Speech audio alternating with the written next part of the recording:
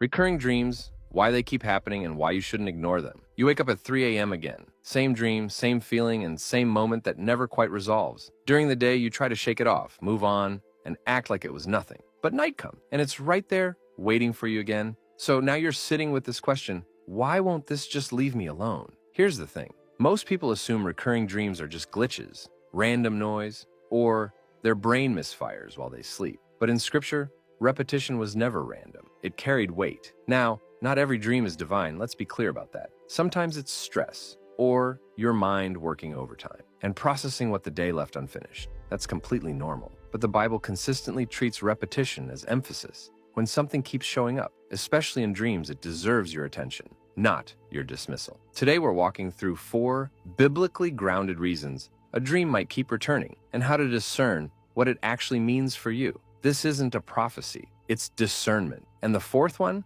most people completely overlook it. Let's get into it. The first meaning, divine emphasis. This is the dream that repeats because the message needs to land. In Genesis, Pharaoh had 2 different dreams with the same core meaning. And when Joseph interpreted them, he said something worth sitting with. The reason the dream was given in 2 forms is that the matter has been firmly decided by God. Repetition in Scripture signals certainty, not panic, not doom, but important. When God repeats something, He's not being redundant. He's being unmistakably clear. So if a dream keeps showing up, ask yourself honestly, is there something I've been dismissing? A decision I keep putting off? A conversation I know I need to have but keep avoiding? Sometimes the dream isn't bringing new information. It's confirming what you already know and haven't acted on yet. Think about that for a second. You might have the answer. You might already know what needs to change, and the dream keeps returning, not because God is frustrated with you, but because He's patient enough to keep speaking until you're ready to hear it. Here's what to do. Write down what stays consistent in the dream,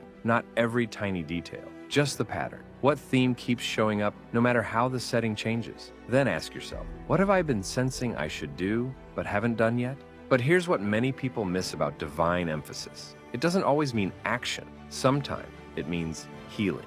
The second meaning, unprocessed loss. This is the dream that won't stop because your heart hasn't stopped hurting. Ecclesiastes tells us that dreams can come from a multitude of cares. Sometimes the soul is processing what the mind refuses to touch. David wrote Psalms in the middle of grief. He didn't rush through it. Jacob mourned Joseph for years. Scripture never tells us to get over loss quickly. Grief has its own timeline, and it doesn't ask for your permission. When trauma or loss goes unprocessed, the subconscious revisits it, not to torment you, but because something in you is still trying to heal, still trying to find closure that waking life never gave you. If you keep dreaming about someone you lost, a relationship that ended, or even a version of yourself that's gone, this may not be spiritual warfare. It may be unfinished grief. Ask yourself, what have I not allowed myself to fully feel? When the dream returns, what emotion is always there? It is fear, sadness, regret, longing. The dream may not be predicting your future. It may be revealing your interior. Here's something practical you can do. Write a letter to what you lost. You don't have to send it. You don't even have to keep it. Just finish the conversation your heart keeps replaying at night. No structure, no editing. Just let the words come as they are.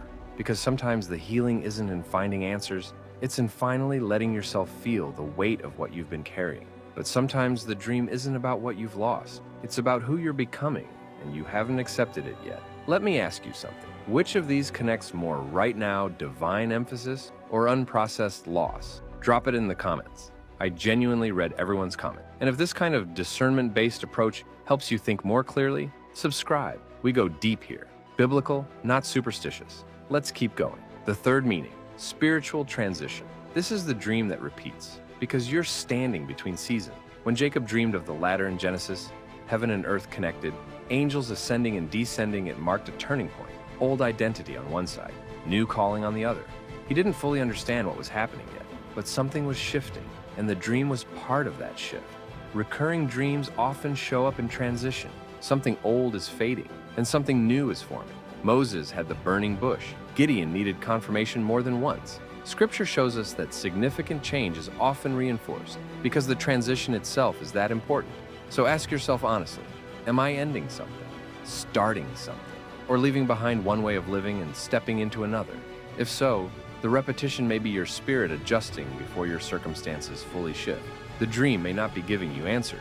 It may be preparing you to sit in uncertainty without collapsing under it, to trust the process even when the picture isn't fully clear yet. So, journal this. What is ending in my life and what is beginning?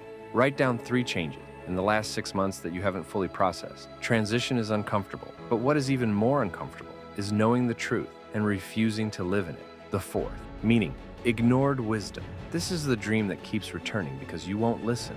In Daniel, when Nebuchadnezzar ignored what had been revealed to him, the consequence wasn't immediate destruction. It was humbling. He lost his sanity and his throne until he acknowledged what he had been resisting. Recurring dreams can reflect ignored wisdom, not catastrophe, not doom, just the truth you already recognize but haven't accepted. Ask yourself this. Is there advice I dismissed too quickly? A boundary I crossed and rationalized? A pattern in my behavior I keep minimizing? Or a truth someone told me that I explained away? Sometimes the repetition isn't your spirit speaking. It's your conscience echoing. And the uncomfortable thing about your conscience is it doesn't forget. It just waits. The dream doesn't need to reveal something new. It needs honesty. So say this simply prayer: God, show me where I'm resisting wisdom and give me the courage to admit what I already know. Then sit in silence for a minute. Notice what surfaces. Now step back with me, because all 4 of these meanings share something deeper underneath them. In Scripture, repetition signals attention, but attention does not automatically mean prophecy. It means importance. Recurring dreams are rarely about predicting events. They're about alignment between your actions and your values, your season and your identity, your emotions and your honesty. The better question isn't, what is this dream trying to tell me? But, what in my life requires my attention right now? Divine emphasis may not be pointing to the future. It may be pointing to misalignment in the present. The dream might not be a message from God. It might be a message from your own heart that you've been too distracted, too busy, or too afraid to hear. And here's the grace in that. The fact that it keeps returning means something hasn't given up on you yet. Not God, not your own soul. So the door is still open. If a dream won't stop returning, don't panic. Just pause, reflect, and discern. Remember, repetition in Scripture signals importance, not fear. If this helped you think more clearly, like and subscribe. We explore biblical symbols with depth, not superstition. And in the next video, we're breaking down one of the most common recurring dreams, being chased, and why it rarely means what people assume. Because sometimes what feels like something chasing you is actually something you've been running from. I'll see you there.